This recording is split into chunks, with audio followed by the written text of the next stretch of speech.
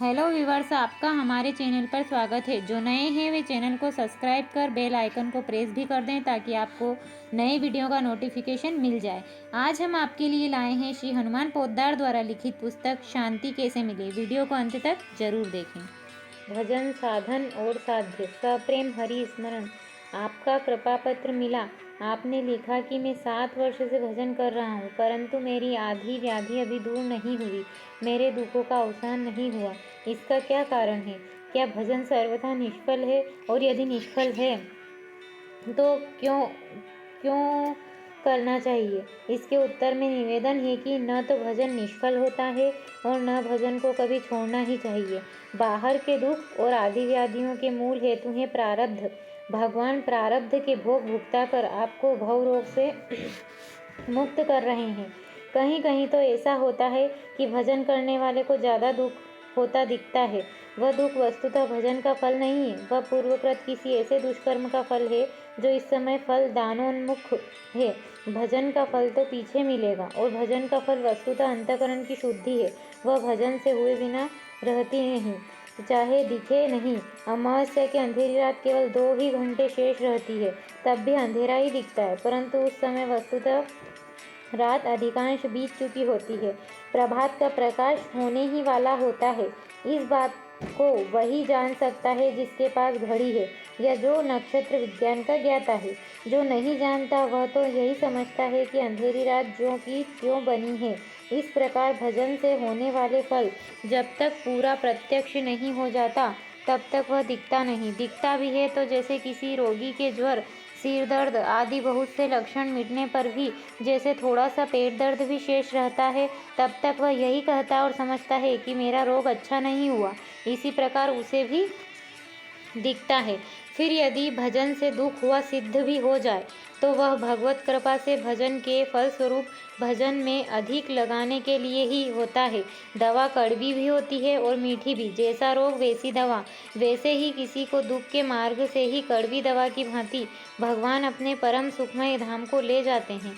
यह उनकी कृपा से ही होता है। इसलिए कभी यह नहीं मानना चाहिए कि भजन निष्फल होता है, बल्कि विश्वासी भजन परायण भक्त को तो इसी में प्रसन्न रहना और भजन को सफल मानना चाहिए कि भजन होता है। भजन ही भजन का फल है। इससे बड़ा फल और क्या होगा? जो लोग भजन का कोई दूसरा फल चाहते हैं वे तो भजन का महत्व ही नहीं जानते। साधन रूप से भजन करते करते समय पर वह कल्याण भजन भी होने लगेगा, जो अपनी ही नहीं जगत भर की आदि व्याधि के नाश करने में समर्थ है।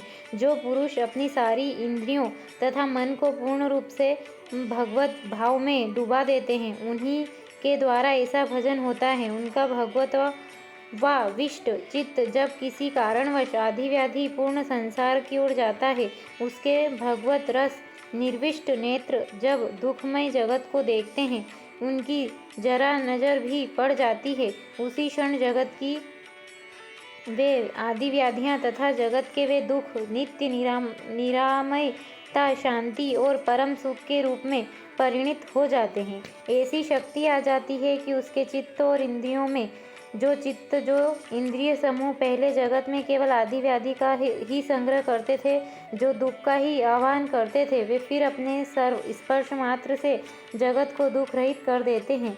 उनका संस्पर्श पाते ही जगत की स्थिति में परिवर्तन हो जाता है। वे फिर देखते हैं जगत को श्री भगवान से भरा हुआ, और उनका नित्य लीला क्षेत्र तथा जगत में होने वाली प्रत्येक घटना में वे देखते हैं भगवान का विविध रसमय मधुर लीला विलास।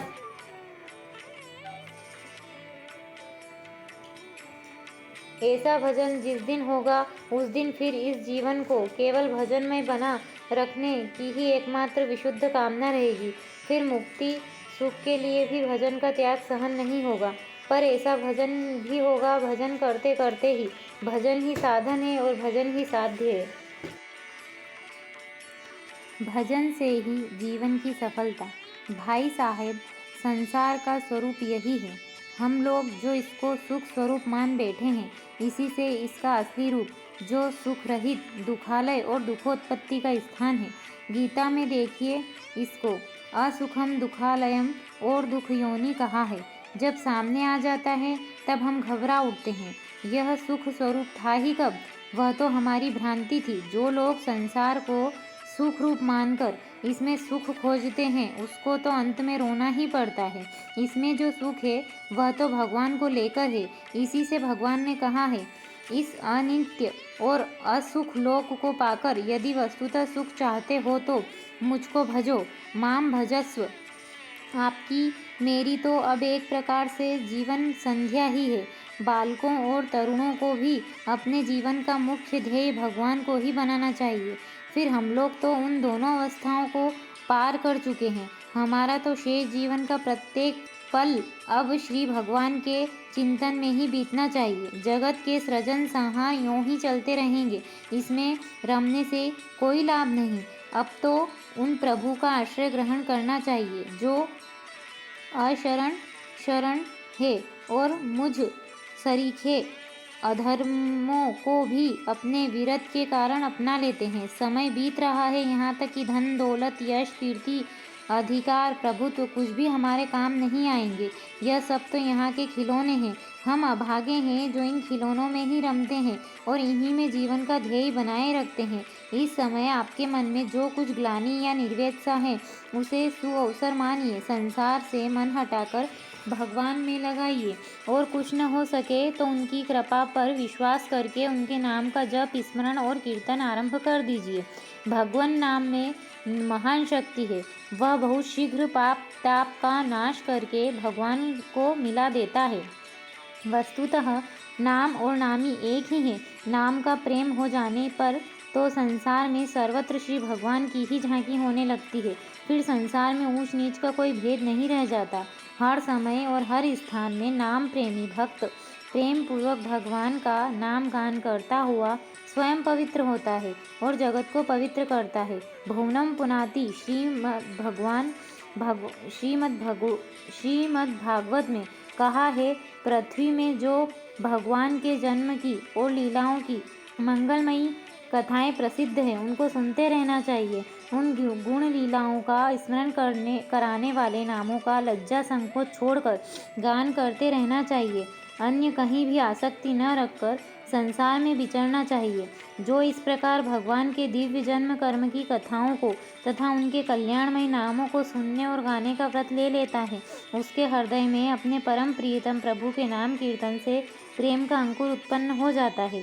उसका चित्त द्रवित हो जाता है और लोक साधारण की स्थिति से ऊपर उठकर वह प्रेम की मादकता में कभी खिलखिलाकर हंसने लगता है, कभी फूट फूट कर रोने लगता है, कभी ऊंचे स्वर से भगवान को पुकारता है तो कभी मधुर स्वर से उनके गुणों का गान करने लगता है और कभी कभी आनंद मत्त हो लोक लाज छोड़कर नाचने लगता है। यह आकाश वायु अग्नि जल पृथ्वी ग्रह नक्षत्र प्राणी दिशाएं वृक्ष लताएं नदी समुद्र सभी श्री भगवान के ही शरीर हैं। इन सब रूपों में स्वयं भगवान ही प्रकट हैं। ऐसा समझकर वह जड़ चेतन सभी को अनन्य भगवत भाव से प्रणाम करता है। अतएव अब इस ग्लानि को दुख रूप संसार से उपरत होकर भगवत भजन में ही लग जाइए।